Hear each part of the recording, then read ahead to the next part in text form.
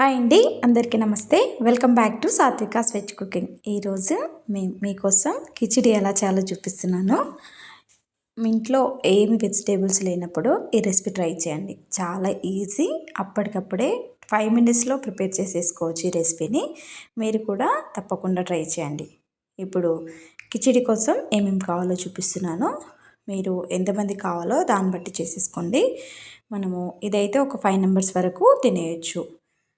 నేను మరీ water glass కాకుండా దానికంటే కొంచెం చిన్న సైజుతో సేమ్ తీసుకున్నాను. 1 గ్లాస్ పప్పు, 1 గ్లాసు బియ్యము, కొంచెం కొత్తిమీర, ఒక కరివేపాకు, మిరియాలు, పచ్చిమిర్చి సన్నగా తరుక్కొని పెట్టేసుకున్నాను. షాజీరా, ఇది పువ్వు ఉంటుంది కదా, అది కూడా ఒక 2 తీసుకున్నాను. ఒక టమాటో కట్ చేసుకొని పెట్టేసుకున్నాను. ఆలు కట్ చేసుకొని పెట్టేసుకోండి. నెయ్యి కావాల్సినంత వేసేసుకోవచ్చు. కొంచెం పసుపు, సాల్ట్, టేస్ట్కి తగ్గట్టుగా సాల్ట్ కూడా యాడ్ చేసేసుకోవాలి. ఇప్పుడు స్టవ్ పైన కుక్కర్ పెట్టేసుకొని నెయ్యి యాడ్ చేసుకోండి.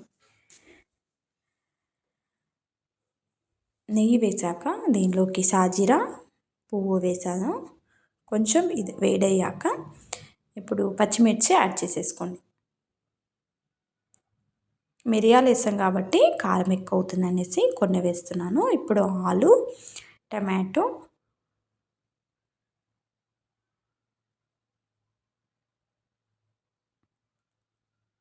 దీనిలోకి కొంచెం అల్లం వెల్లుల్లి పేస్టు, పసుపు వేసి ఒకసారి కలిపేయండి.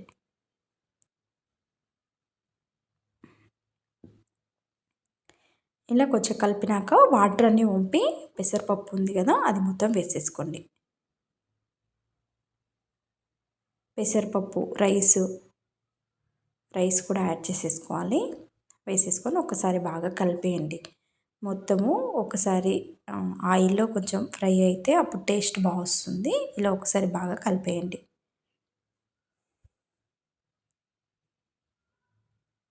దీనిలోకి సాల్ట్ టేస్ట్కి తగ్గట్టుగా 1 టేబుల్ స్పూన్ అయితే యాడ్ చేస్తున్నాను నేను.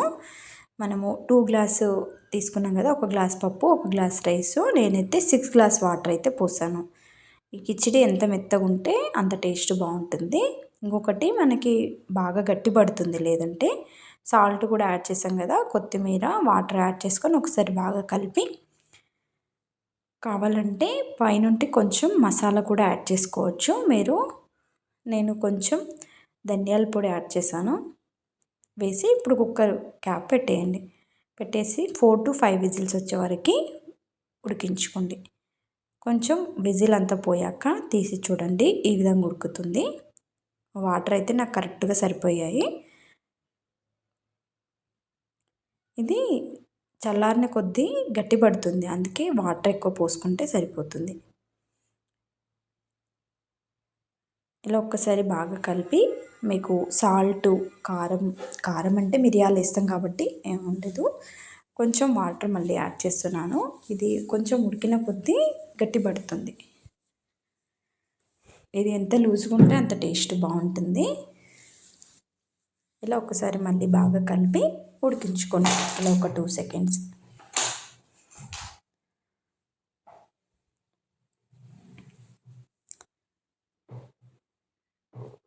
ఇలా బాగా కలిపాక మీకు టేస్ట్ చూసుకున్నాక సాల్ట్ ఏమైనా తగ్గితే మళ్ళీ కొంచెం యాడ్ చేసుకోండి. నేను మళ్ళీ 1/2 టేబుల్ స్పూన్ యాడ్ చేశాను.